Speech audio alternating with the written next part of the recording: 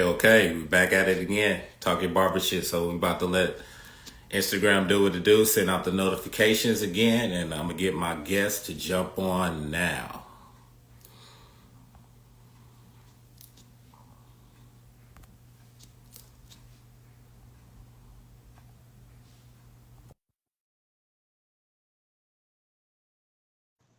All right, Bassett, I sent you the invite, so now you can join the live.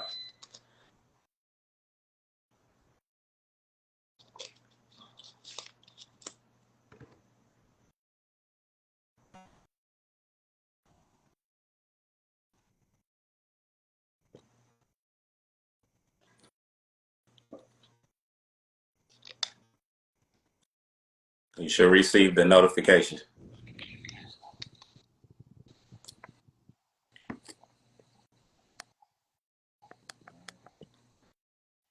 All right, all right. Brother, how are you? How are you? I'm Can you hear doing me? good, man. How you doing? I can hear you I'm doing well. good. Can you hear me? Okay. All right. Yes, sir. So we are on Talk Your Barbershop. I have my special guest, Basson, the producer, coming out of Tampa, Bassam. Florida. Bassam. Oh, Bassam, coming out of Tampa, Yes, sir. Florida. Uh, so, I want to say, appreciate you coming to my platform. I know we've been trying to get this going for a minute, and I'm looking forward to hearing your back, hearing your story, and sharing your experience in this business. This I know you have other um, accolades, everything that you have created over the time span, even being in this industry. So let's start from the beginning. Like, where did this all come from? What made you even jump into this industry, this journey? Well, it started with me giving myself haircuts, grooming myself. I've been grooming myself um since a child, and I didn't like the haircuts that my mother was giving me, and it was embarrassing.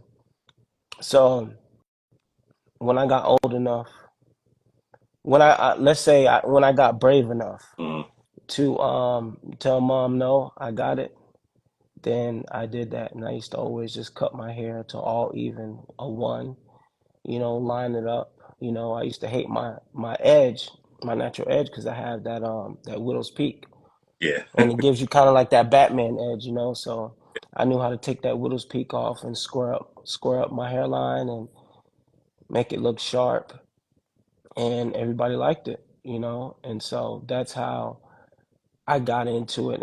And then I started, putting the clippers on siblings, cousins, different friends. It was just something that I found, as art, something I found as therapy, something that I enjoyed.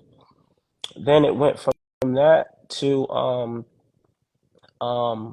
me, because of my other business ventures in real estate.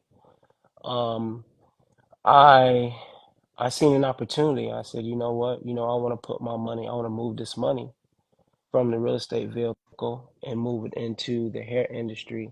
And I just want to open up a bunch of barbershops. Okay. And that was the initial idea. That was the initial plan. I really didn't even have a plan. I just said, I just want to own a bunch of barbershops. I knew I could make it happen. But before I get involved in something, I have to see what's going on the inside, Mhm. the things that you can't see on the outside. So I said, you know what? I'm gonna get my license. I'm gonna become a barber professional so I can get on the inside, so I can see all of the things as a professional, what you have to deal with, get that experience. Study the owners, what are they doing, what are they not doing. So I spent the last 12 years of the 15 years of my professional barber career as a licensed professional just studying the entire market, just scoping things out, and just really, like, I know what the people like. I know what they don't like. You know, whether they're professionals in the industry, whether they're guests, you know, or we call them guests, but you know, others call them clients or customers. Yeah, yeah, Um, I know all of the pain points, you know, and I'm like, it's time to capitalize. I end up getting around. First of all, I never worked. Well, it was only one African American barbershop that I worked at, which was prior to me opening up Experience Basalt Men's Hair Cuttery and Spa. Um, but other than that, my entire barber career was surrounded by, you know, the Hispanic barbers. So I was pushed into being comfortable working with all hair yeah, textures, you know, and you don't see that a lot in our African yeah, culture. You know, the African barbers, they run from it from school, you know, they run from that straight yeah, hair. And so I was in a shop, it was a Dominican owner. Everybody was Dominican. They hadn't been here um in the United States no more than 18 months. All the clients, you know, they didn't speak English. yeah, You know, at least, you know, they didn't want to speak English to me. yeah, And so I just had to, you know, let them know, you know, show up my clippers. You know, these clippers are universal, you know, and show me, go to Google, show me on your phone. You show me what it is that you want, mm, you know, and I got it. So I've been around some heavy hitters with some amazing talent in this industry, you know, and I was the one at the bottom, you know. I was the barber that nobody was gonna allow. None of the other barbers in the shop was gonna allow me to cut their hair. You know, everybody else they would give each other haircuts, but I was the one. Now, you know, they didn't trust me. I wasn't good enough yet. yeah, yeah. Um, and so my lineups is my secret weapon. Like that's my weapon. That's my strong point. The lineup, you know, such a jacked up, you know, hairline. I like it. And I was able to make it look good and bring that confidence, pull that confidence out within myself. And after me doing that for so long on myself, you know, why can't I not make others look like this? Why can I not straighten other guys' hairlines? And people started saying, you know, like I literally have, I'm gonna go out there and say I literally have the best hair lineup in the game. Like I I can I can do some amazing things to guys' hairlines without pushing it back, without making it look pushed back, with it making, you know, with allowing it to look natural. You know, like that's just like I said, that's my atomic bomb. That's my atomic bomb. Um, I got around some guys on the other side of town in a more upscale part of town, and it was something different for me. These guys were charging. They weren't charging, you know, $20 and $25 for haircuts where I came from. You know, this was, you know, in the hood. These guys was charging. You know, they're at 35 and $40, and I'm like, okay, wow, you know, and it was much cleaner. You know, it wasn't a lot of nonsense. You know, but they were skillful, but they were doing other things, like they were doing enhancements, and that's when I really started getting introduced to how you really apply enhancements to where it looks natural, to where it doesn't look like, you know, you put a guy through a paint booth.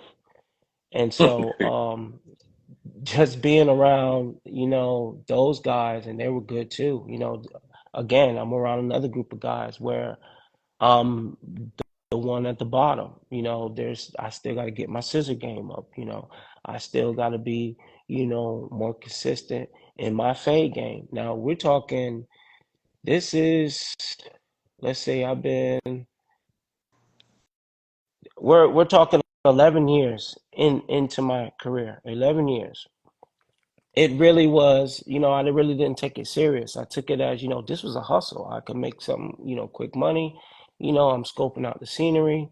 because I'm gonna make my move. I don't know when I'm gonna make my move, but and I got real comfortable. I did get comfortable, but when I got around these guys, and just different things started plugging in. Light Yeah. bulbs started going off in my head. At that point is when I seen how I can transfer all of my skills in the business world over into this industry and really, really capitalize, because 99.99% of our industry, they do not have the finance, they do not have the the not only do they not have the finance, but they don't have the financial education, they don't have the financial Mhm. resources, they don't have the business resources, they don't have the business education, and they're just hustling.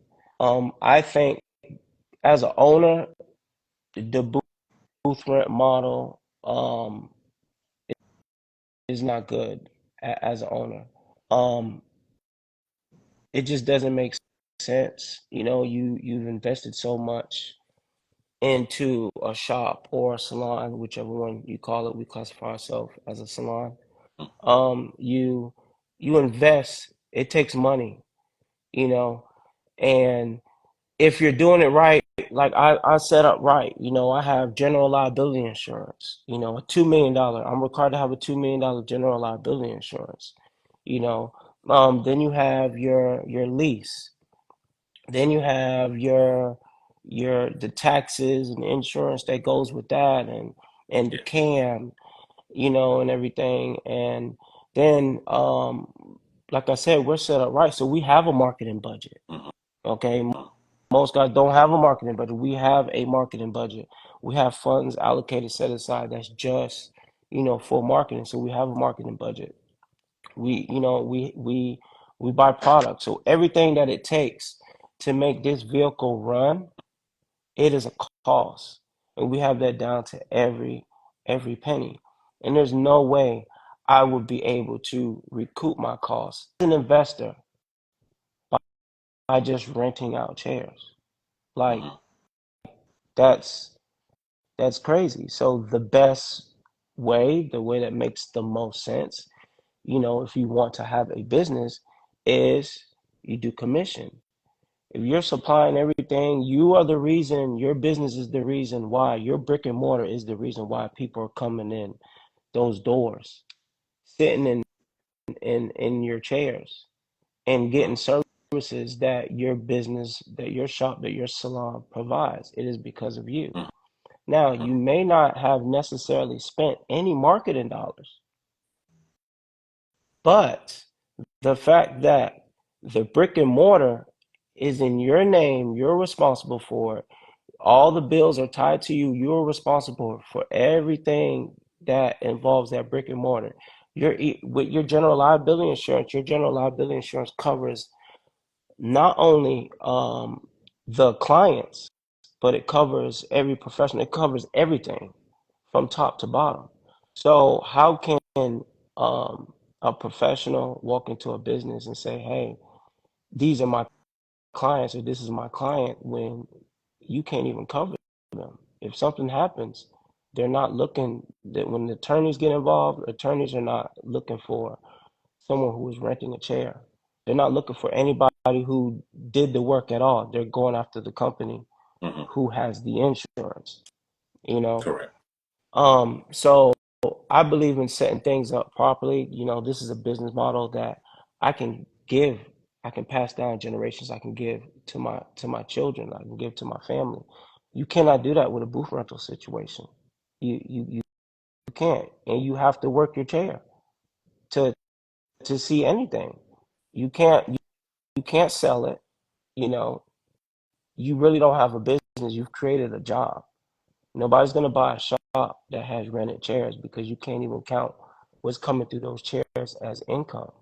So you've invested all this money and you're charging guys a fee, a weekly fee to rent space from you. How are you Mhm. recouping that money? And so all of those skills, all the knowledge, all the know-how, all of the moves that I know that I can make, that I've demonstrated, in my own life. I transferred those skills, I transferred that knowledge over here into this industry. I'm creating something new. I founded Experience Basam Men's Hair Cuttery and Spa. It's Tampa's #1 men's hair salon and spa for the distinguished gentlemen. Guys come here. This is a facility where guys can come here and get haircuts, any style that they want, shaves, hot towels, massages, manicures, pedicures, um, loctician services. Oh, oh man, we're gonna we'll be adding men's contour and body sculpturing. We have that in the works. We're gonna be bringing that on. What I'm widely known for is my hair cranial prosthesis work. That's where I make a killer in this industry. I basically what I'm using, the term that I'm using, a hair cranial prosthesis specialist. Others know it as hair units, but I'm speaking in insurance term because I bill insurance. So I am a hair cranial prosthesis specialist. That's the term that I'm used to using. Um, I love the journey that you set to give us back experience of everything from the beginning to where you at now. Um, I know within our industry now, and a lot of conversations that I do see that's being had on social media is the divide between uh, barbershop and barber suites, and then we have the like you said per se, the chair rental versus the percentage that's broken down between the owner and the person that's working at the shop. Um, you have some shops that are trying to develop the whole super cuts, sports cuts concept, um, and transition that more into our, as far as our people in our industry and our layer of the business, because we've been so used to just working in the shop in the in our neighborhoods that just basically running the same concept of the chair rental for years. And now that, we are now trying to change the shift of that, it started a lot of conversations and a lot of back and forth where, a lot of people are saying that work in the shop, like, I'm not your employee.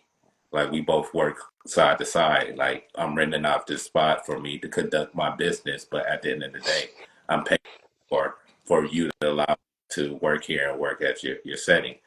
But then you have the owners that say, "Hey, I want to initiate this concept," but they say that they're doing the whole marketing avenue of like I'm promoting you and I'm promoting the shop and I'm setting up certain products where you can use and you can sell within the shop to make extra money and things like that. But it doesn't match up because a lot of the customers are not coming to the shop, or if the people that you are hiring are not well established to cut hair very as much as to a particular level for you to sustain this concept that you're working at. So they feel like they're coming in, but they're not getting the true value of what the shop is trying to push out, or the staff that's working there is not fully developed as barbers or hairstylists to give this experience that you're trying to give within the market. So how is that for you? How are you dealing with that? I mean, it's probably over the time span. I don't know how it is now. Maybe it's working better for you now. But how was that when you first started that and you started transitioning into that? I have an answer for everything that you said. Yeah, Um, like I said, I studied this. I know all of the problems. I know all of the questions, and I have the answers to all of the questions. That's how deep Yeah. this is running through, through my blood. Um, so I started out that way. I Yeah. started out that way. I had a vision, okay? When you look at your super cuts, your great clips, your sports clips, you, your yeah, I did mention great clips. Y- Those franchises are owned by Regis Corporation. Mm-hmm. Regis Corporation are the big dogs. They control the salon industry. Mm-hmm. They control the salon industry. These are the big dogs. What are they doing? They created a system. They Mm-hmm. created a brand, okay, that they can lease out. And that's how they have all of these locations. And none of these locations, the model and the system that they created is not any type of rental situation. Their model is of a real business model. They Mm-hmm. are the suppliers. Without them, there are no customers coming in. You don't have to spend, you don't have to literally spend money in marketing dollars to drum up business. The fact that, like I said before, that you place that brick and mortar there, it is a place where um someone's traveling or they're at home and they go on Google and they type in barbershops near me or salon near me and your business pulls up, Mr. Owner.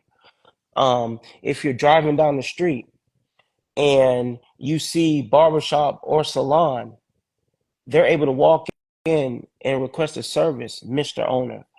Um, you're paying all those bills for customers to be able to look you up or pick up the phone, give you a call, check out your website, drive by. You have an address to come and buy selective services. That is all because of the owner. So that right there alone, if that's all that owner is putting into that business in terms of, finances, then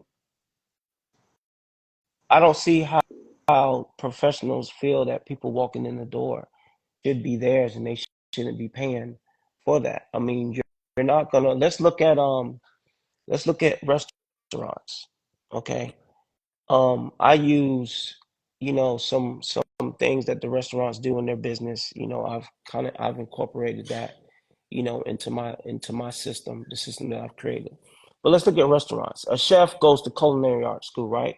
A chef is an artist, right? Mm-hmm. A chef gets a certificate, right? A barber is an artist. A barber goes to barber school. A barber gets a barber certificate, right? Okay. When have you ever seen a chef walk into a restaurant and say, "Hey, I want to rent out a kitchen"? When have you seen a restaurant give a percentage, and even if it is a percentage, the highest percentage to the chef, just because he's cooking good food and everybody's coming back and returning back because he's cooking the food? Mm-hmm.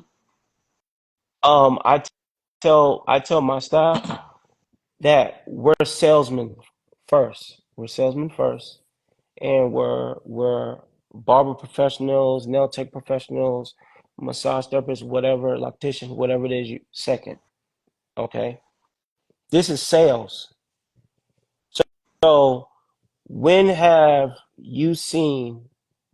And my sales commission is 40% is what I pay out.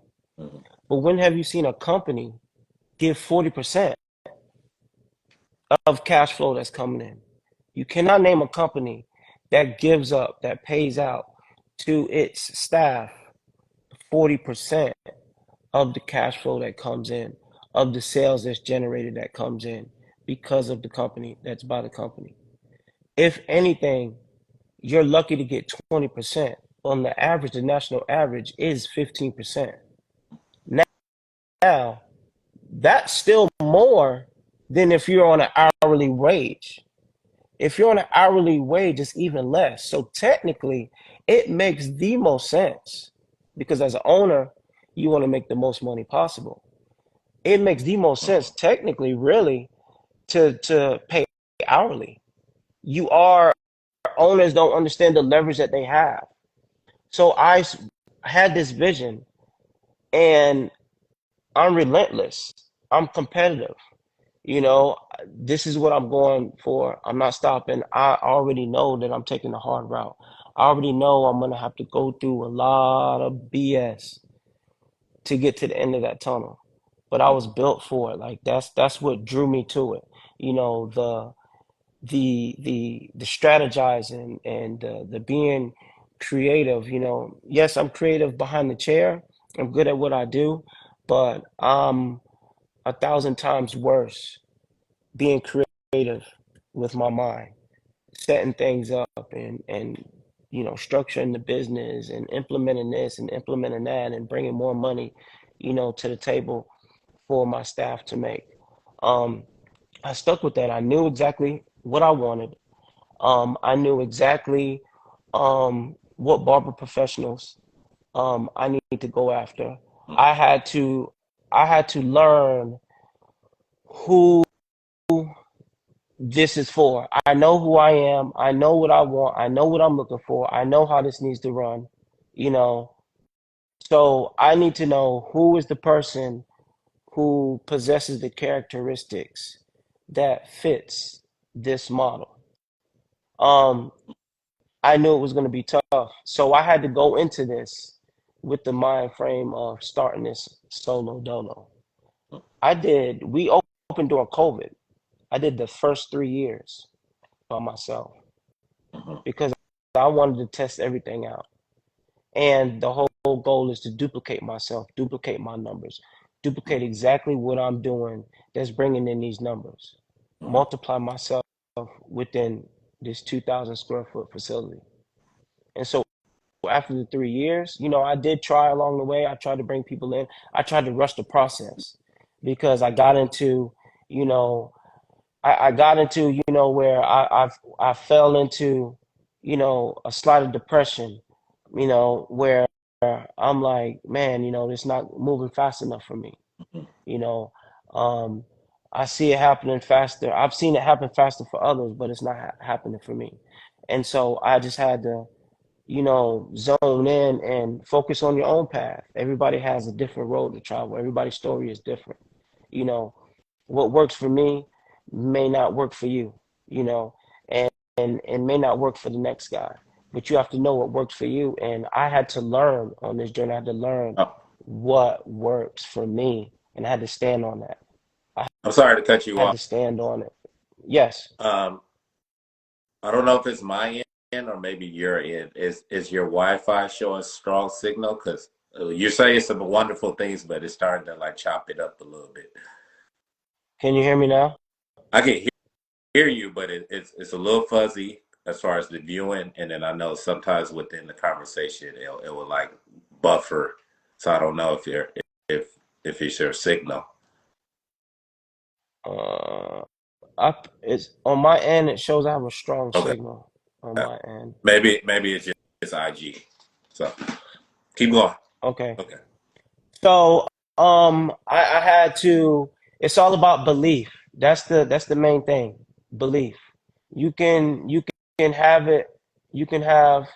First of all, ideas is just an idea if you cannot stimulate it through finance.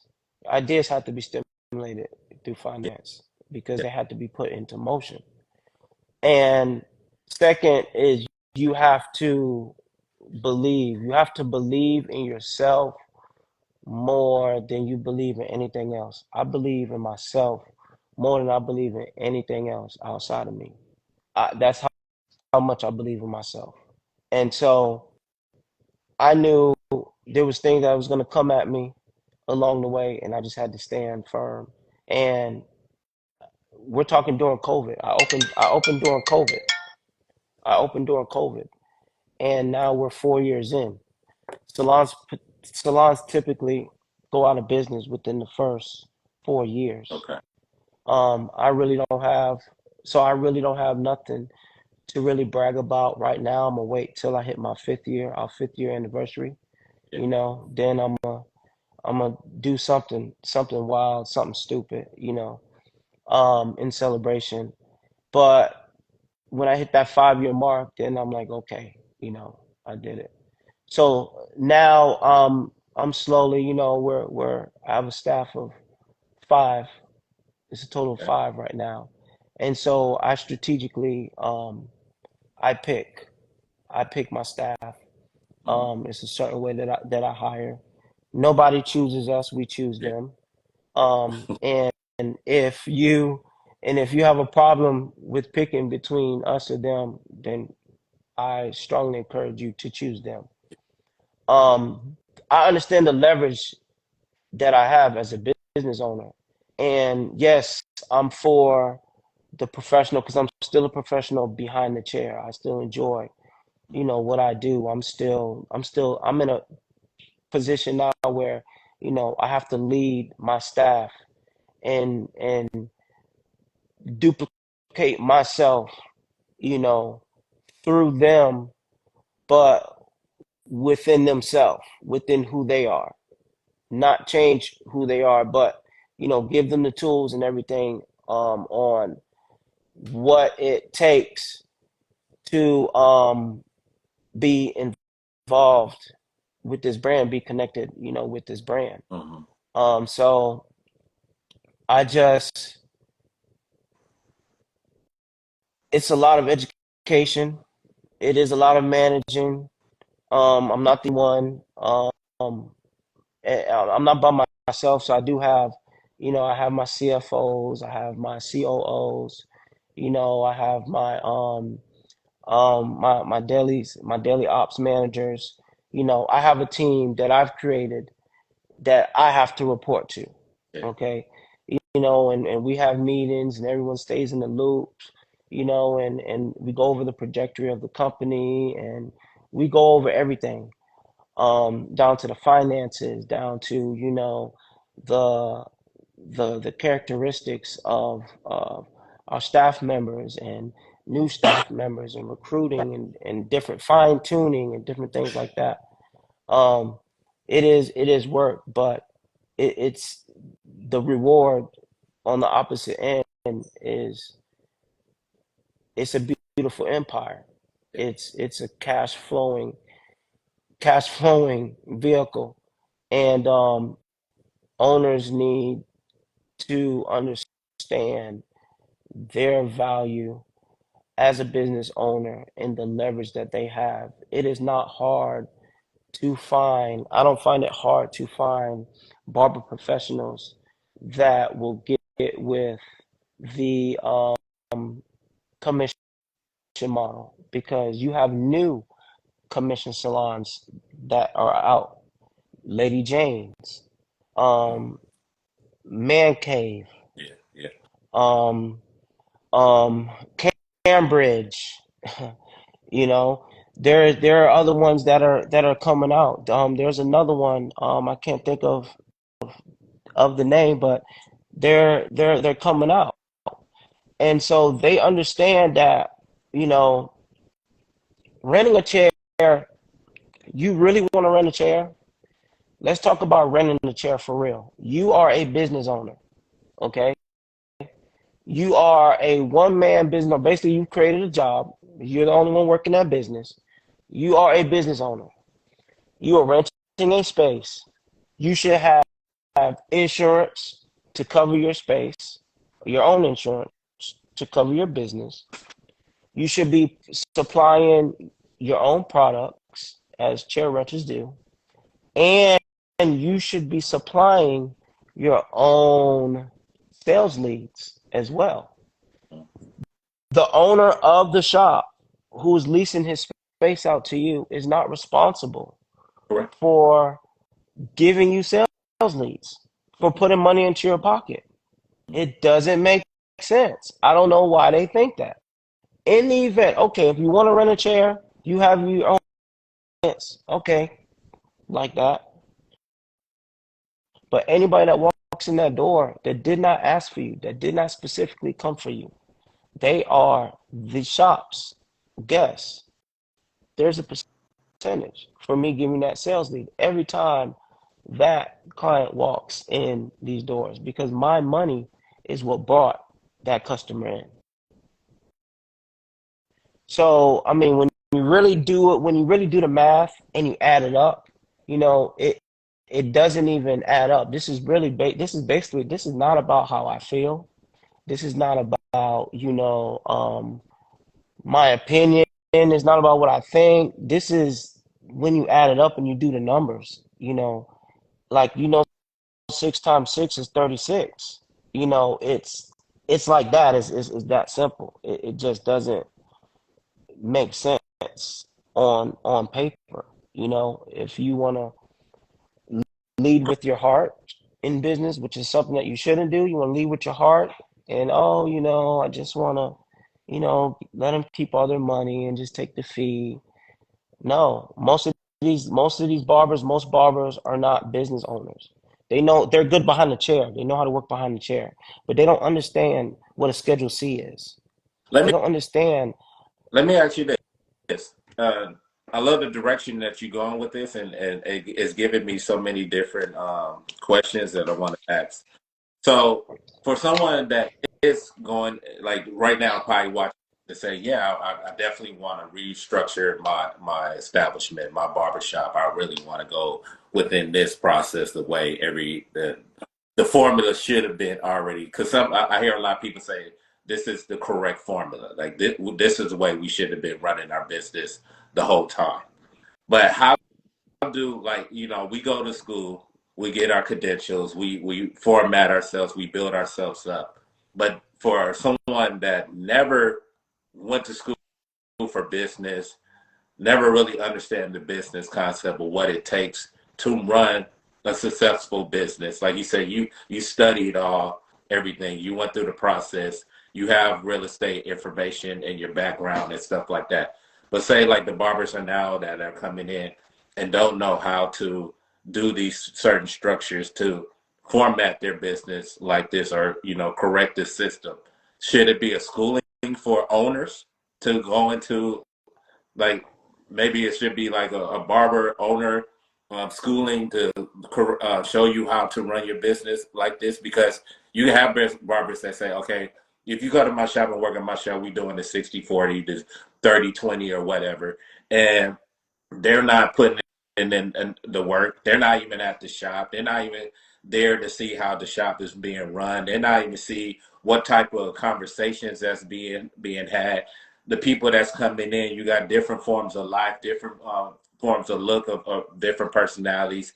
If you want to have an establishment that cater to a certain lifestyle, but the lifestyle of the barbershop is not even like that, how do Yes. you how do you even get to a point to have these barbershops go to that when the person saying I wouldn't mind doing that where I could feel like I could just come to shop and then have somebody already set this formula up and they just sit in my chair and all I got to do is just cut hair, but then you feel like okay, all I'm doing is sitting here because the owner is not even doing it, and then I'm leaving here with my 20%, maybe only did one or two cuts today, but it's no walk-ins, it's no structure. The people that's working there are not even professional or professionalized or understanding what it takes. So now I got to go out there and then now I'm promoting this shop to get my 20% out of the pay. Then you have that's why you having this back and forth where barbers are saying, why should I even go in that type of area when I can just rent out a booth and then I'm doing everything that I'm already doing now. I'm the one that's out there being the billboard of myself, but also being the billboard of this barbershop. That's not really even doing their part. So, um, first, so the first question, so I don't, I don't have the knowledge of any school that's out there that can teach, I you don't even know, think. shop owners, but that is something that I do consulting. So that is, everything that I have success in, I offer it, to teach and consult with others. just to put that out there. Yeah. Um, to answer your other questions, um, first it starts with the head. It starts with the head. You Mm. know, you have to Yeah. understand. Owners have to understand that they are a leader. They are a leader, and when I say a leader, put yourself in the mind of Dr. Martin Luther King, a Barack Obama. The reason I named those two guys, those two brothers, is because, you know, these guys, they have good reputations. They are at least out in the open to whoever they're leading. You know, they're showing that that's what they're living. They're showing that that's how they're moving. They're not saying, oh, you can't do this, or I don't want this going on. But then you're doing it just because it's your house. Like, Correct. you don't have to remind anybody that it's your house. I mean, everybody knows who pays the bills. Everybody's know whose name, is on the front of the building. So you don't have to remind anybody that this is your house. Right. You have to, the rules that you set, the standards that you set, you also have to follow your rules as well. Mhm. You have to go by the same standards that you set. And if you're not doing that as an owner, if any owner's not doing that, then you're not going to get anybody to follow you. You're not going to get anybody to believe in your vision. You're not going to believe anybody. You're not going to get anybody to believe into your system, into your business model. You have to demonstrate it first. Right. You have to be the sacrificial lamb. Right. I've been the sacrificial lamb. I made all the sacrifices and created a system that shields, professionals and guests from all the BS that they normally would experience in your traditional salon and or barbershop. So being a leader is very, very, very, very important. Being that example. That's the word I'm going to say. Example. Being that example. You have to make sure you're that example. Um, and then um, to the barbers who are getting their own clients and they're renting a chair. So you have two types of customers. You have customers who are, one customer is connected to the barber professional. Your other customer number two, is connected to the the uh the shop itself, the salon itself, the culture that it Correct. has, Yeah. the energy, the vibes that it has. And most established shops and salons, customers that walk in, the customers that go there frequently, they are attached to that shop, to that salon, to that culture. And they'll see barbers come and go, and they'll get a new barber. You know, some of them, the percentage is much lower of the ones who are actually connected to that particular professional versus the ones who are connected to that business, to that shop itself. Okay. So the barber professional or stylist or whatever their profession is, the ones who actually go out and they actually get clients and they bring clients in, you those clients, you can expect those clients, they are going to be connected to you. You were the first point of contact. They came there because of you, so that connection is to you. So typically, if you go somewhere, if you leave, they're going to follow you, Hmm. unless they've been, because clients do, they always scope out, Yeah. who else is in the shop, who can cut and who can get this job done in case you slip up. So they always looking for a plan B, C, D, E, and F. you know. Um, so the professional has to understand that Those clients that you're going out there and you're getting, they're for you. You're building you up. You're not building up the shop. That money's not coming to the shop owner. That money's not coming into the shop. They're coming to you. Mm-hmm. It, you're not building up that person's brand. You're not building up that person's shop because they are only coming there solely for you. You rent a space there. They are coming to see you. They're not interested in seeing nobody else. They would not have came there if it wasn't for you. Correct. So you are the reason why they are there. Now, to the barber professionals who say, hey, I can get my own, those are the ones, all the ones who really can, they really show that. They either they get them a suite where it's going to require you to really get your own. No one's going to no one's funneling clients to your chair. Or B, you're going to get you a shop where you're required to generate your own flow of traffic. No one's funneling that to you. So yes, you Mm-hmm. can have a whole shop full of you can have a whole shop full of chair renters, and everybody in your shop that's renting a chair. Let's say every last one of them, they go out and they get their own clients. Mm-hmm. They don't they don't touch a walk-in. Matter of fact, walk-ins don't even come in the door. They go and get their own clients. Everybody that walks in that door, they walk in. They found this place because the individual barbers that's in that shop. So Mm-hmm. again, they build themselves up. They didn't build up the shop. The Mm-hmm. owner's not seeing that money. The owner's only seeing a fee for you renting the space, but he's not getting any profit of anything that you're bringing in. Mm-hmm. He's the landlord. Does your landlord, if you have a business and you're renting a brick and mortar, you're renting a space and you have a landlord, does the landlord see any of your profits or any success that your business is doing? No. You pay your rent. That's it. Mm-hmm. So it's the same way. And I just don't understand. I cannot grasp how people look at it, as something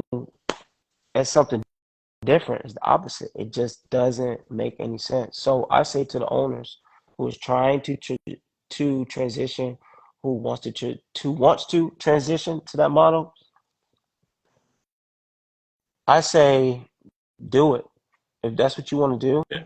and you see that's what makes sense, do it. Do not be afraid, especially if you're established, especially if you've been open for more than 3 years. Listen, listen, gear yourself up. Every owner should have, every owner should be geared up enough to where if everybody walks out, you still able to stand. This train is still able to move. I got And you. and I'm able to say that because, you know, there's so many witnesses, people who are guests at my salon, who can witness to I've done that. I've Mm-hmm. done that. Like I said, before, I tried to rush the process.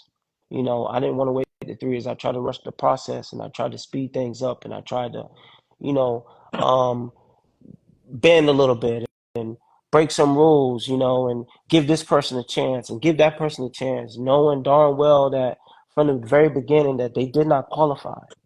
They did not meet my criteria of who I want as a professional inside my business. Correct. And so, here it is, me wanting to look out for my people, you know, Yeah. leading with my heart, not leaving my heart at home. That's my number one rule. Leave your heart at home. It's not a place for business. And I was breaking my rule. And every single chance, every time that I I got distracted and I tried to do it different and I didn't stick to the blueprint, something always happens. So I ended up letting go a whole staff, Yeah. a salon full, on the same day. Like they came to me on some. trying to take over type. We want, what you make. And I'm like, what are you talking about? Like, I ain't make, first of all, I'm in the position of making what y'all's making what you guys are making. Okay. That's the position that's the percentage I put myself in. All, and I'm doing way more work because I'm running the company. I've invested, founded, and I'm running the company. On top of that, I'm not even taking anything from the company. I don't even pay myself. I reinvest it back in. It all goes back into the company. I'm not touching any of it. And so, it was basically, they came to me like, you see us pumping. So it's like, you you you change up, you switch up, or we out. And that's the energy that I felt. Yeah. So before the words came out of their mouth, I put it on the table for them, and I said, "Listen, this is what it is. This is what you guys signed up for. This is what you agreed to, and it's not going to change. And if you guys do not like it, what did I always find you say?" I always find that funny before, and now I guess the term funny shouldn't be used, but I find that um, absurd when you we come in this business to say that we're our own boss, but then you're relying on someone to cater to you. Mm, Like there you go. I want to work in your shop, but you can't tell me how to run my business. I'm paying you for your chair, but I want you to run everything in this establishment the way I feel comfortable so I can survive. So I don't want to walk out there. I don't want to promote. I don't want to use Instagram promotions. I don't want to use anything Google where I got to spend extra money out of my pocket for me to support your business. So it's like, Hmm. if I do all I'm doing is attracting clients to come to this shop. But if I don't cut well and somebody else in the shop cuts well, my customer goes to them, then I feel disrespected. Or Hmm. um, if I'm out here and and I'm passing out my business cards and I'm getting clientele because I got to go out there and hustle. But when I come to the shop, I expect 20 to 30 customers to walk into the shop on top of what I'm doing out there as well. That's what you should be doing for me. But at the end of the day, when I pay my booth rent to you, I feel like you're you're doing me wrong because I feel like I got to do all this stuff to because I feel like I'm helping your establishment. But at the end of the day, I said I'm a boss because I don't need your help. I want to pay for my booth rent, but I still need your help at the same. So I just never I It's a can't grasp that. it's a Krabby Patty mentality. Totally Krabby Patty mentality. Yeah, And I'm not trying to get raped. I'm not. I don't. No, yeah. I can't do that. I Um, can't do that.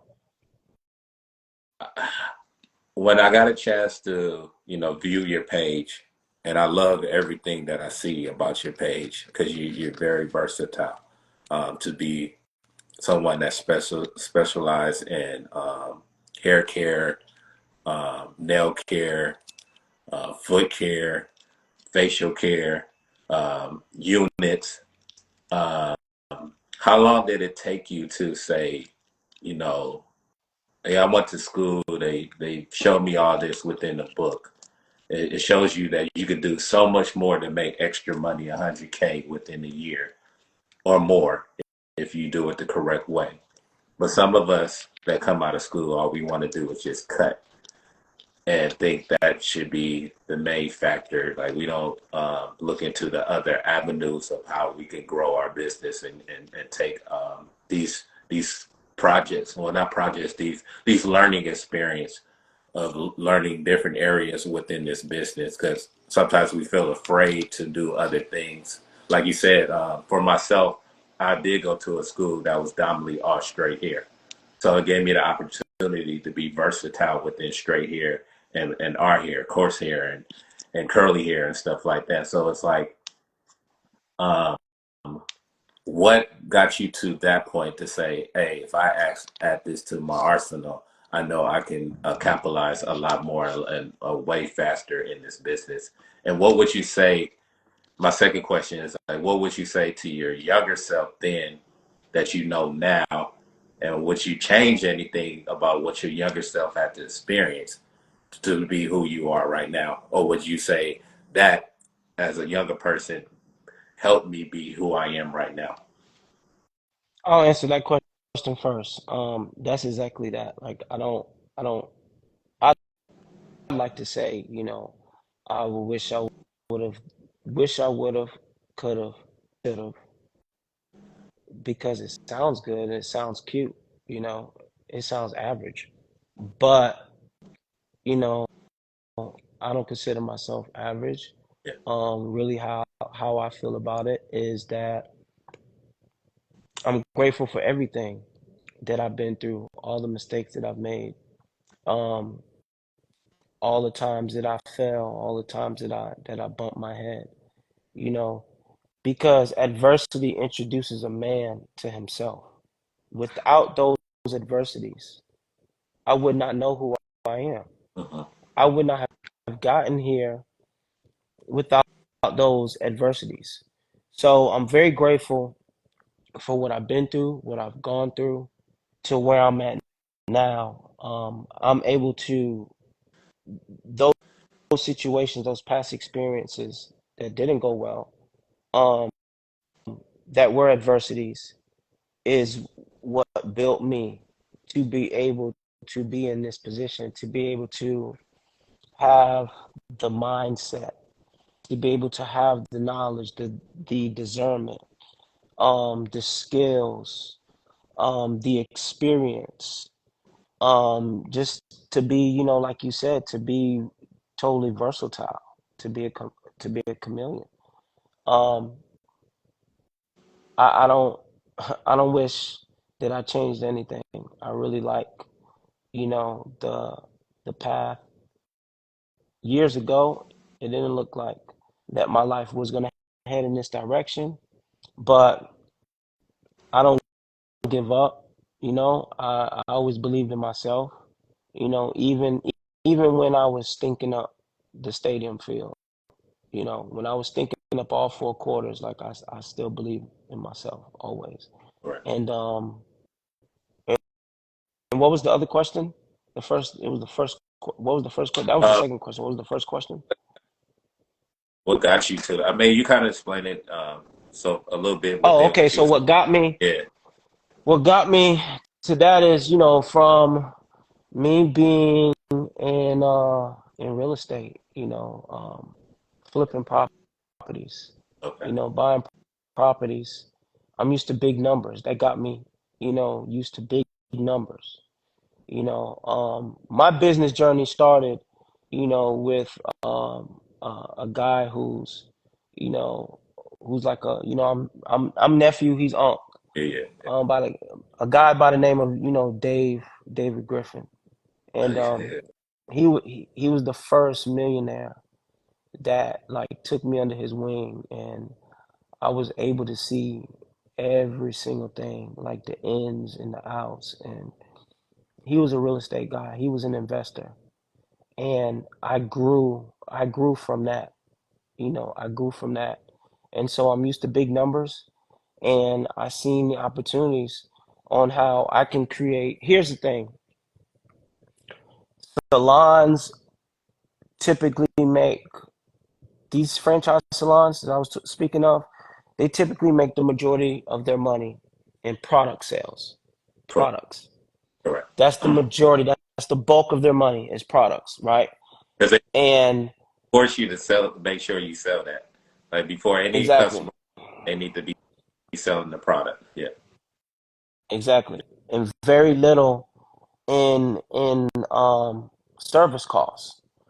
So I like challenges. I like things that are difficult.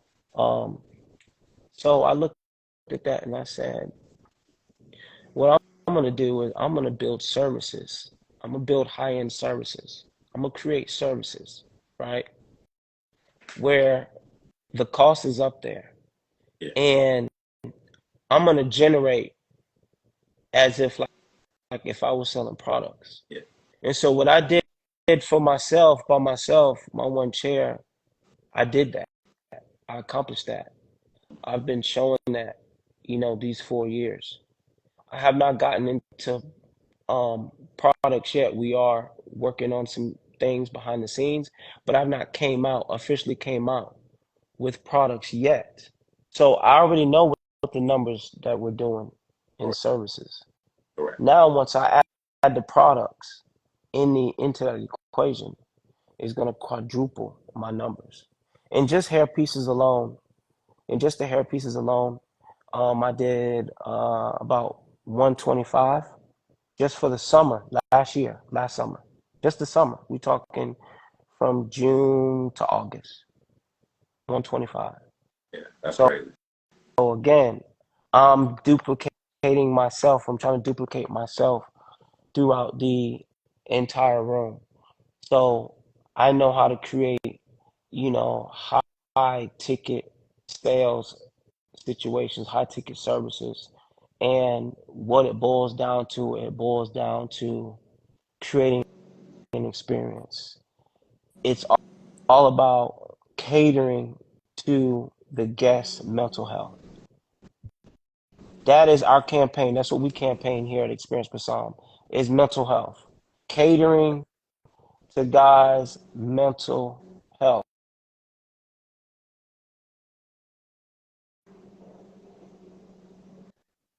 What has already been done.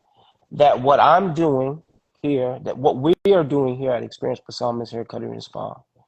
It has it has positive results. It brings positive results to men's mental health, to guys' mental health. I'm glad, And it's you through spoke on. my I'm glad that you were sharing. I'm sorry because it's glitching a little bit. So when I think you're pausing, I think then when it comes back, you're still talking. So I apologize if I'm cutting between no, your. no, it's okay. Um, that was one of my next questions. I definitely wanted to speak on mental health, and I'm glad that you said within your experience of what you service at your location, it's a part of that because yeah, men all day are dealing with things that we can't share with a lot of people. It's hard for us to really open up because the things that we've been through or how we was raised. Sharing our emotions makes us feel that we're less of a strong man or someone that is showing that they're confident, they're a leader, they can stand on their own. So when you have these moments, especially even with your peers, your friends, and your family, it's kind of hard to open up these dialogues because then your friends want to make joke like, "Oh man, stop acting like that. Stop acting like a little woman, man. Grow up, you Yeah, know." Like, stop being yeah, soft. yeah, Yeah. you talk, you know. So when you can come to, I feel like since I've been in this business and I've been behind the chair, these conversations that I'm having with young men, um, mid adult, older men, the lifestyle, the conversations, it helps them through their daily. So when they walk out, they feel like, oh man, chopped it up with my barber. I got a chance to release some stress that I might be dealing with at home or at work.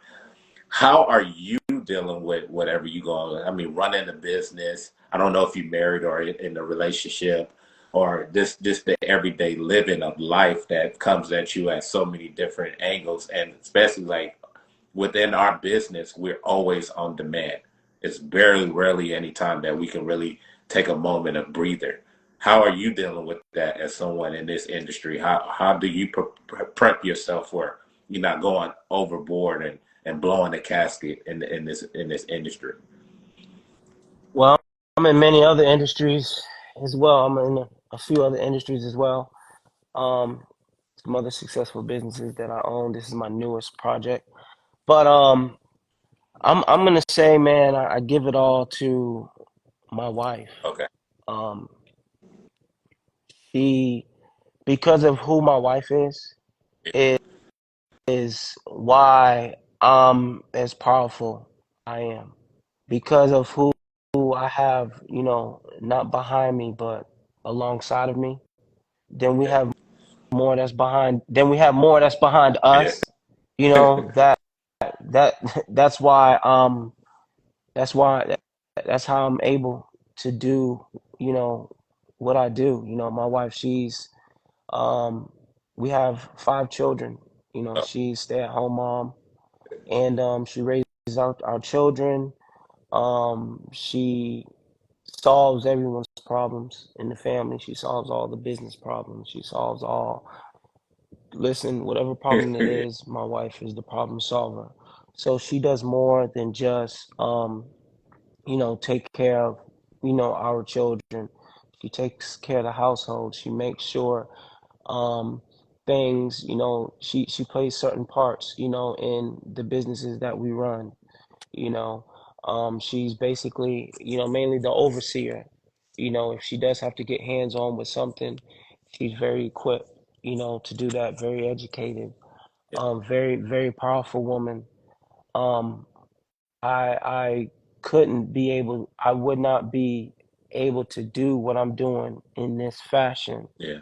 if it wasn't for, you know, who she is. Correct. Um, so like I'm not even gonna take all the credit and say, like put it to you this way, um, my wife, she's behind the curtains, right? So behind the curtains, we do our huddle, Yeah. and then the curtains open, and she sends me out there and says, okay, go do your dance, and Yeah. bring the money home, Yeah. you know. Yeah. And that's how it is, she's the problem solver. I mean, she's the reason for me being able to get up in the morning and do the things that I need to do and not be stressed and not be worried about other things, Yeah. because she has it. And I mean, hell, to be honest with you, you know, the way I see it is I have the easier job compared to her job and her position, because not only is she a wife, but she's a mother. That job is 24/7. Yeah. Yeah. That's in the middle of the night. That's Yeah. my youngest two are 7, about to be 8, and 5. Yeah. And those two are a handful. And so she does a lot. And I I'm just grateful to have, the situation, that I have, that allows me to be great, at what I do. Correct. That's awesome, man. Um, I know for a lot of people that are, I mean, for you, you say you've been in the game a little bit over 15 years. Um, you probably came in an area where, the Instagram stuff and social media was on the rise and giving people more opportunity to share who they are and share their business and things like that. Um, what has social media brought to you in a way that you feel is very positive? And what is it that you see on social media that you feel like maybe is a little distracting on the real concept of what it is to really be powerful within our business for a lot of people that are coming in now? Um, the distraction is worrying about what the guy is doing next door, getting caught up into those numbers. You see these numbers, you see, I'll give you an example. There was a very popular barber that's in my city. This barber is very popular. This barber opened up their facility. It was 7 months prior to me opening up my facility during COVID, okay, this particular popular barber had a staff of people, had a lot of clientele, and was in a very good location. I mean, amazing location. Um, this barber had over 30,000 followers on social media, on Instagram. Um, Over 10,000 followers on Facebook. Every time they post something, they're getting 300 plus likes. They're getting a few thousands plus views on every video that they post. But you know what was interesting? What was interesting is that I was 3 months into my business, opening up my facility, and this particular popular barber went out of business, had to close that space down and go get them a suite. Um, I don't have, my salon page doesn't have, you know, a huge following. We're at like a few thousand, but not even 3,000 followers. Instagram, I just got to, you know, 20,000 followers. That's been going on, recent. But prior to, I didn't have any of that. But what I did have is consistency. I continue to post. I continue to create content. The weapon with social media is that it gives you your time back. It kind of sort of gives you your time back. It still takes time to post and network on social media, but you don't have to get dressed and go out and go anywhere, pass out cards, be in people's faces. You don't have to do any of those things. For me and my business, I've created an experience. So I know that passing out cards and passing out flyers really doesn't do it justice, really does not do much justice for my brand and for what we're doing, because it's hard to show you the value and show you the experience by giving you a card or by giving you a flyer. I knew that through that that cell phone device, I knew that that was going to have to be my first point of contact with each guest. And I'm going to have to create content that's going to catch their attention. I have to create content that's going to wheel them in and give them the experience through video format. That is my form of passing a card or passing a flyer, because I can tell you all day, but if you don't see it, it doesn't really become real. So I Correct. understand that psychological aspect. So I love how, internet has evolved to where, we don't have to go out and go anywhere, and I can capture hundreds of thousands, multitudes of people, you know, hell, in one night if I want to. I could run ads. We get most of our people. And here's the crazy thing, right? I'm on a very popular, busy street, in Tampa. And so I don't get, I get very little walk-in traffic. People who drive by, and I mean, traffic piles up like I'm right here. I'm on a corner where there's a gas station, a 7-Eleven on the corner. So I get very, but that's just traffic through online, Google. It comes through Facebook, and it comes through people on social media. They'll tag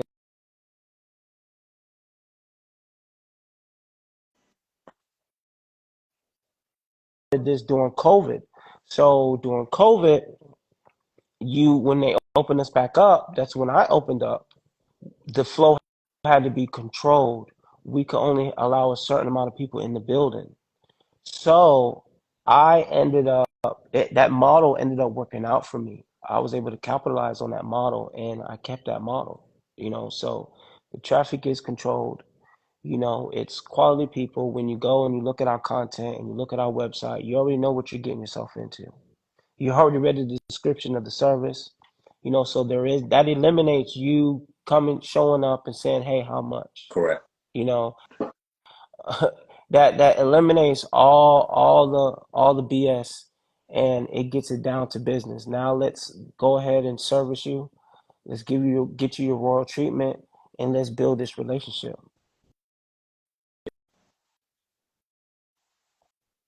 Man, I just want to say, it's an honor to have you on my page. You share so much detail, so much information about what we can look forward to in this industry, how to uh, correct the format within our growth of businesses. And this is not a one-time thing. I've always wanted you to feel like if you got something that you want to share with the world, that this is the platform to do it. So, this was our first introduction to each other, but I don't want it to be his last. So I'm always looking forward to you to, share what you got going on in Tampa at your shop, and platforms that you put together in the industry that you want to come on here and let everybody know on. I hope this will be the first stop into many others. But yeah, I just want to say thank you for reaching out and being a part of this. Well, thank you, brother, for this beautiful, amazing platform that you've created. I appreciate the opportunity as well for being able to come onto your platform and just share, you know, everything that I share, everything that I give is to build others up, to expand and open up, other people's minds, and I have a lot to offer. I have a lot to give to this industry. And so, I just want to keep putting it out there. You have anything, any questions or anything you need help with or whatever, I sent you my personal number, use it at any time. Don't never hesitate. I just want to be an example. I want to be an example, and I'm in this industry to change the industry, to change the game. Um, I'm I'm even I'm gearing up to get into politics, get into that end as well. We I'm not going anywhere. I'm not we definitely going need that as anywhere. well. Exactly. Yeah, I'm not going anywhere. I'm not running out of money. I got guys from Saudi. I got Saudi guys wanting to do business with me. They're wanting to put in, they're wanting to expand, and I got money coming at me because they see the vision, they see my system, they see my model. This is something that I'm franchising, and I got Yeah. people that's ready, and I'm like, no, I'm not ready yet. Because when I'm ready to make those moves, the price is not going to be yesterday's It's price not gonna be ain't today, going to be today's price. Exactly, exactly, exactly. man. I'm a Jamie, get that? hmm, Exactly. No, no, go ahead. yeah. I'm definitely gonna spread this information out, like I do all my other previous interviews. We chop it up, take the most powerful content, and place it out there. Go ahead, But get her. use your this last part to share your location, share any platforms that you have as far as like people can reach out to you and take any special programs that you might be giving out to help them grow the experience of a better barber layout for the consumer. So if you have any of those, let it be known right now. Yeah, so y'all can visit me on Instagram at Experience Basam. My that's our salon page, or my personal Instagram, Basam the producer. Um, it's not because I produce hits, all Right. right. It's because it's But because I produce income. I produce income. I produce income.